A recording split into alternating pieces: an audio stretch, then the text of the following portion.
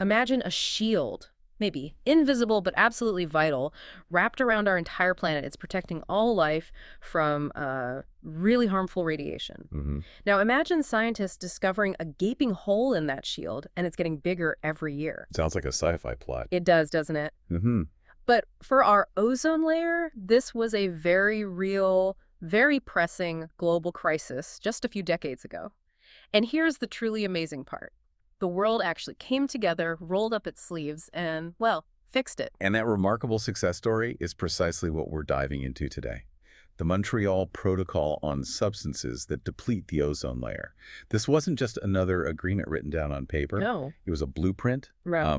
meticulously crafted, that didn't just aim to solve an environmental problem, but actually laid out how to do it step by step. Absolutely. Today, we're not just talking about the Montreal Protocol. We're actually digging into the original agreement itself, the text, pulling out the core mechanisms and seeing how it's evolved over the decades. It really has become one of humanity's biggest environmental wins. Right. Our mission here is to understand not just what the protocol says and how it functions, the surprising complexities, really, of implementing it globally and why it's held up as such a powerful example of international environmental cooperation. You're going to get a really granular look, kind of the nuts and bolts of how something this ambitious actually gets done on the ground. Exactly.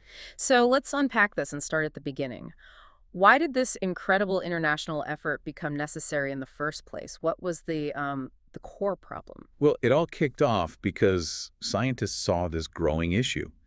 Worldwide emissions of certain chemicals, certain substances, were actively eating away at our planet's protective ozone layer. Right. It was a clear, undeniable recognition that these chemicals, released globally, could significantly deplete and modify this vital atmospheric shield. The parties involved weren't just vaguely concerned. They felt a profound obligation, you could say, to protect human health and the environment from the likely adverse effects. And it wasn't just the ozone layer they were thinking about, was it? I noticed in the preamble, there's this broader foresight that, looking back now, feels incredibly prescient. It really does.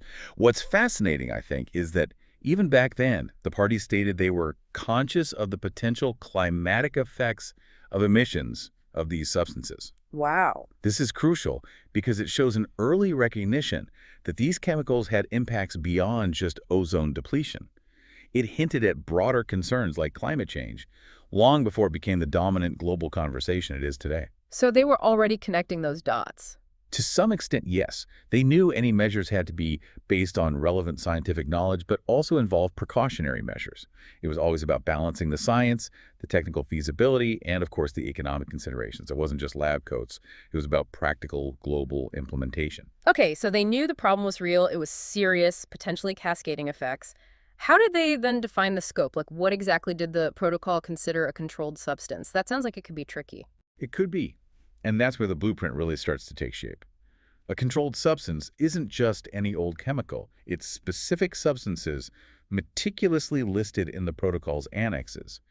Think of them as List A, List B, List C, and so on. Okay. An important nuance here is that it includes variations, isomers, but crucially, it excludes any controlled substance that's already part of a manufactured product. Ah, right. Unless, that is, the product is specifically a container used for transporting or storing the substance itself. So if a fridge contains CFCs, the fridge isn't the controlled substance, it's the CFCs inside if they're being shipped separately. Precisely. That distinction is key for measuring compliance. Which brings us to measurement. How did they track how much of these substances were being used or produced globally? The terms production and consumption can mean different things in different contexts. They certainly can, and the protocol uses very precise definitions, likely to prevent loopholes.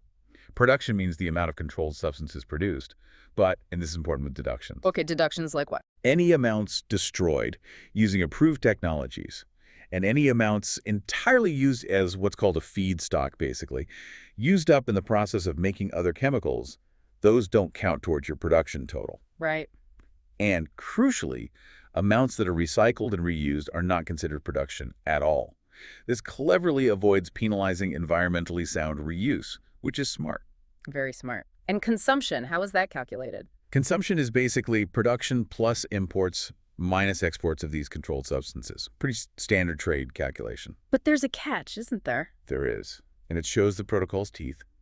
Starting January 1st, 1993, any export of controlled substances to non-parties, meaning countries that hadn't signed on, could not be subtracted when calculating the exporting country's consumption level. Ooh, okay, so you couldn't just dump your problem elsewhere. Exactly. It was a powerful disincentive for trading with countries not playing by the rules. Yeah. It basically forced them to either join the protocol or risk being cut off from supplies. That's quite a stick. It is.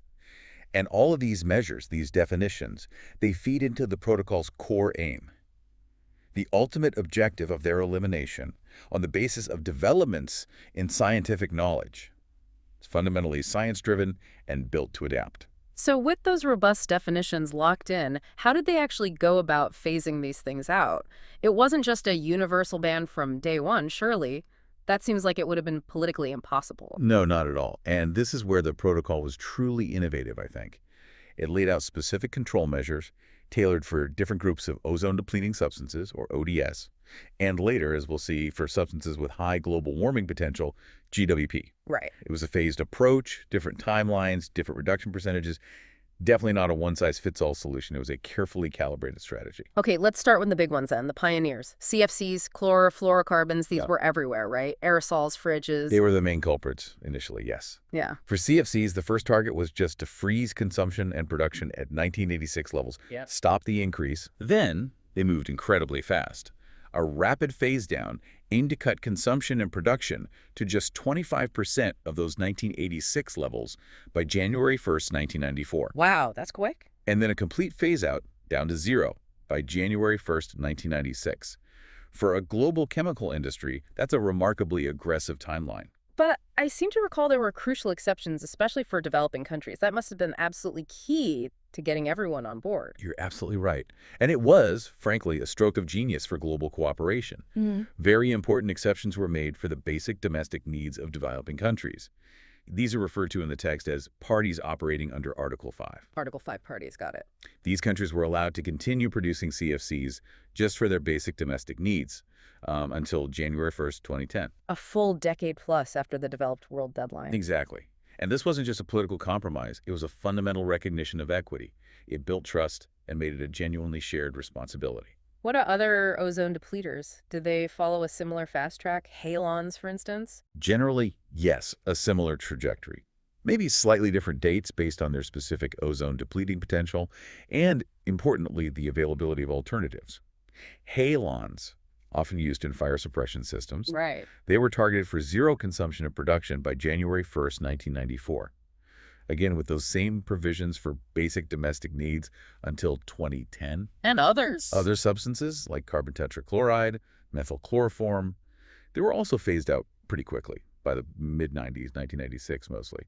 Methyl bromide, which was heavily used in agriculture. Fumigation, right. Exactly. That had a phase down aiming for zero by January 1st, 2005, but with some specific, quite important exceptions. What were those exceptions for methyl bromide? They sound significant. They were. They covered quarantine and pre-shipment applications, QPS, you might hear it called, and critical uses. Okay, break that down. QPS. Quarantine and pre-shipment is basically using the chemical to fumigate goods, like timber or grain, before they're exported or imported.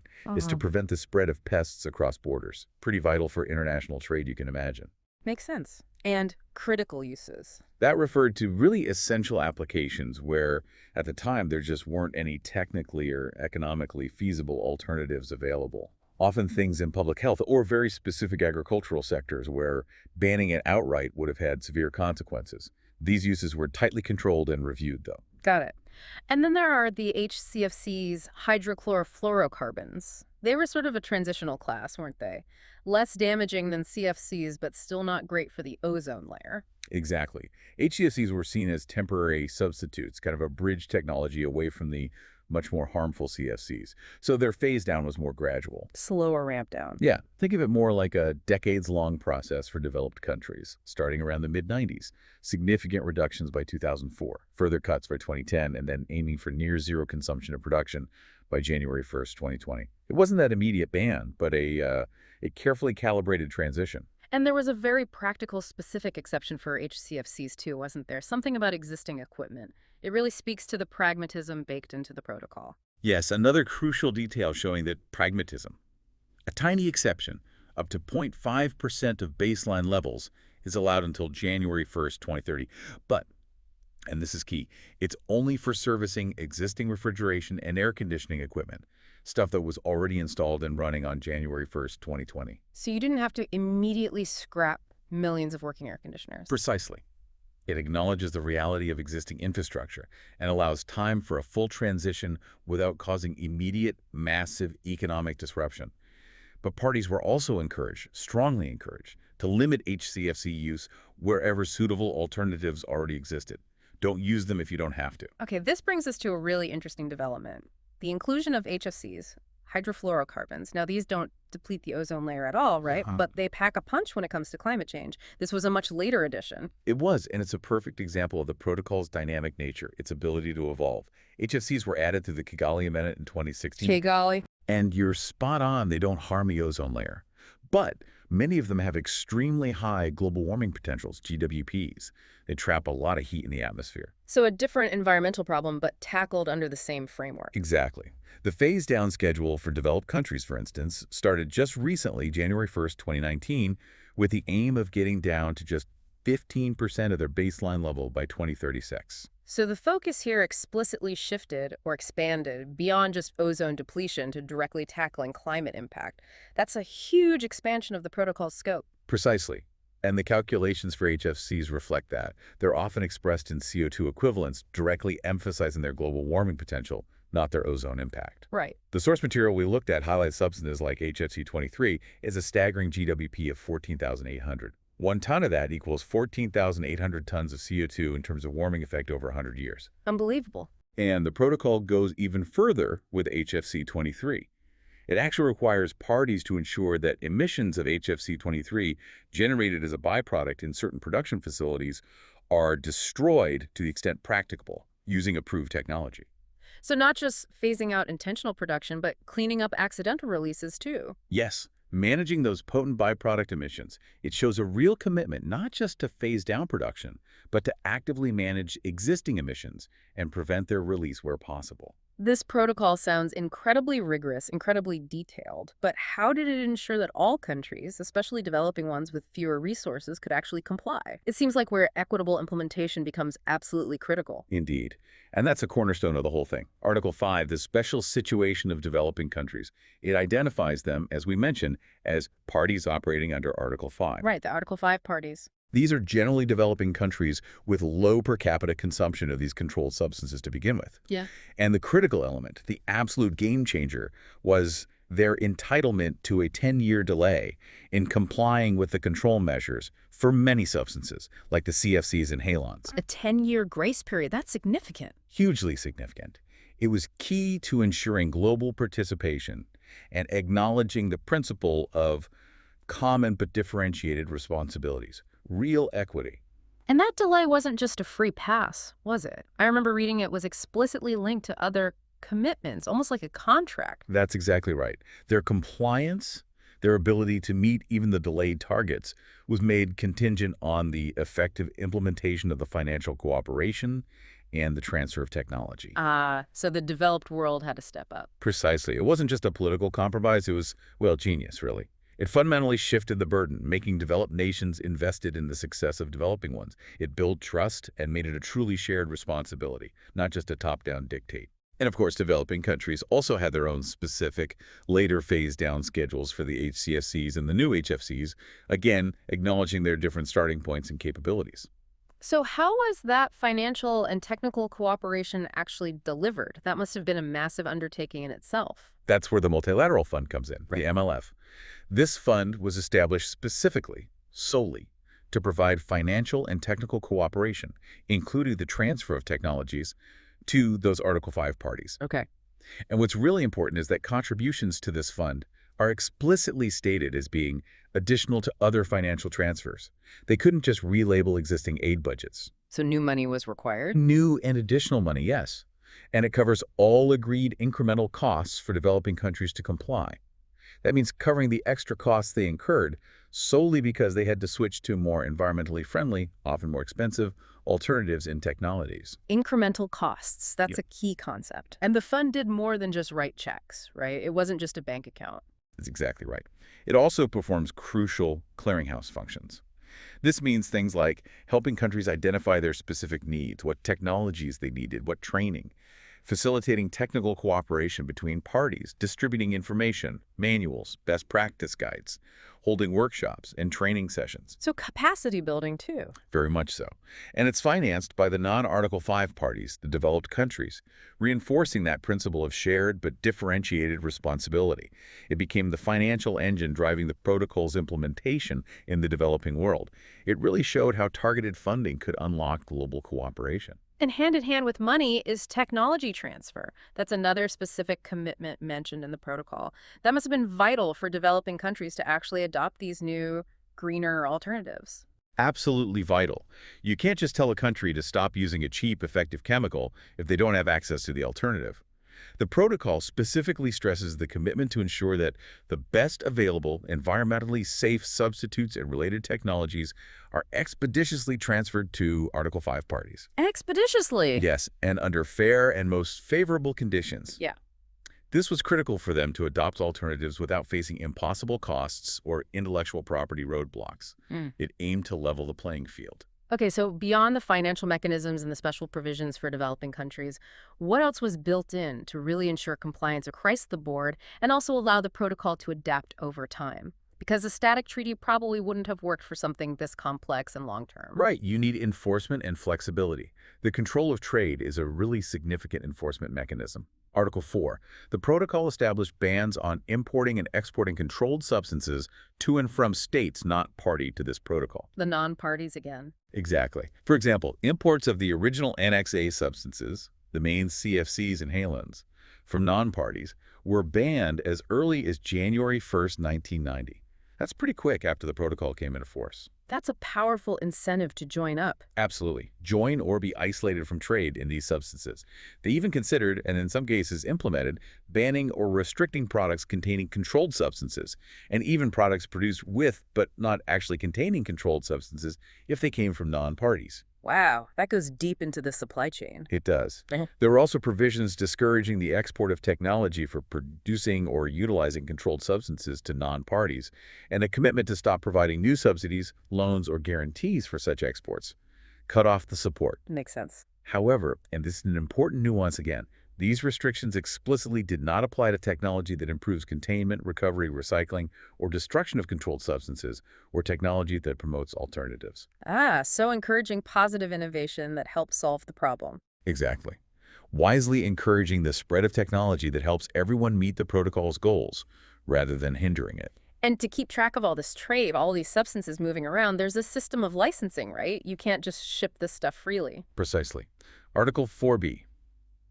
Parties are required to establish and implement robust import and export licensing systems for all controlled substances, new, used, recycled, reclaimed. For everything. Yes. For the initial substances, this was required by January 1st, 2000. For the newer HFCs under Kigali, by January 1st, 2019. Developing countries, again, had delayed deadlines to set up these systems. And this helps.